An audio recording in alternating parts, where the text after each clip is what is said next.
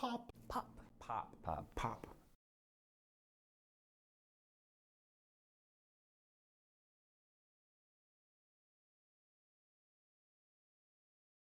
I'm Joan Larkin, and I'm going to read Adrienne Rich's poem, Song, from Diving into the Wreck.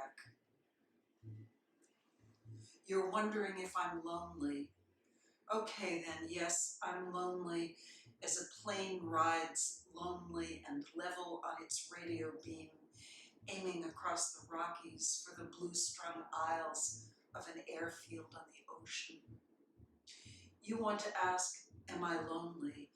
Well, of course, lonely as a woman driving across country day after day, leaving behind mile after mile little towns she might have stopped and lived and died in. Lonely.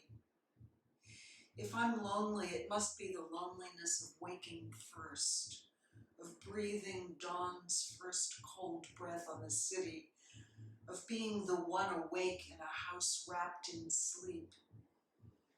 If I'm lonely, it's with the rowboat ice fast on the shore in the last red light of the year that knows what it is, that knows it's neither ice nor mud nor winter light, but wood with a gift for burning.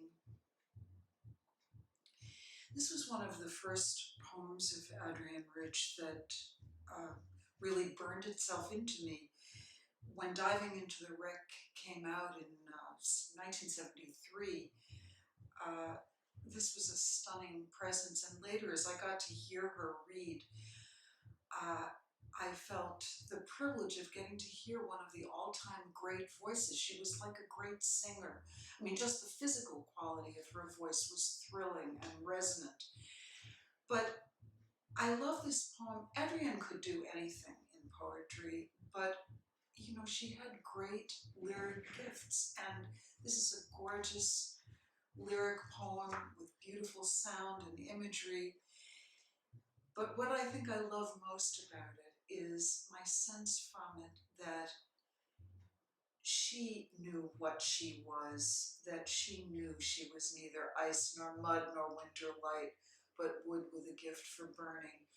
I associate some of the imagery in the poem with a sense of the prophetic, the oracular. The images she chooses are so American. You know, the radio beam aiming across the Rockies, a woman driving across country day after day, the little towns and so on. But then the image before the final one of being the one awake in a house wrapped in sleep. For me, that house wrapped in sleep is America. And this poet, like all great artists, knows herself, knows what her genius is, knows what her gift is, and announces it to us. Her gift for burning, the passion that she repeated in book after book. So I guess one other thing about this poem that speaks to me in so many poems that I've taken to my heart is that she addresses us directly as the reader, and it gives me chills to hear the you and then the I, the way that she reaches across time, across the barrier of the page. I think about Keats in the fragment that begins this living hand saying, see, here it is, I hold it toward you. And I feel that same chill as Adrienne speaks to us. From a chapbook called Legs Tipped with Small Claws. It's called Eye of Newt. I was larval. I dreamed myself downstairs in PJs, still in my coma. Bach, he said, and I lay next to the radio. Dark amber spread through my girl brain. eye of newt already nestled there, an egg glued to a twig. My pale, bespectacled brother set me on a leaf and watched me fatten. Franz Kafka, he said, and my new long feelers brushed the wall. Girl before a mirror was tacked there, torn from life, her twin pear belly, worm pink as my own. Half curled, half crawling, I burst through skin after skin. Art, I said, and my wings fanned slowly open.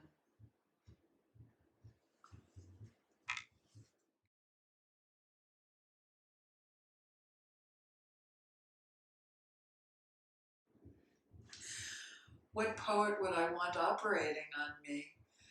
Well, I think having surgical talent is really important for a poet. I might pick Adrienne Rich for her precision, but maybe Mae Swenson, because she knew how things worked, how they were put together. There's a wonderful poem of hers about her watch, and on the operating table of the watch repairman's desk.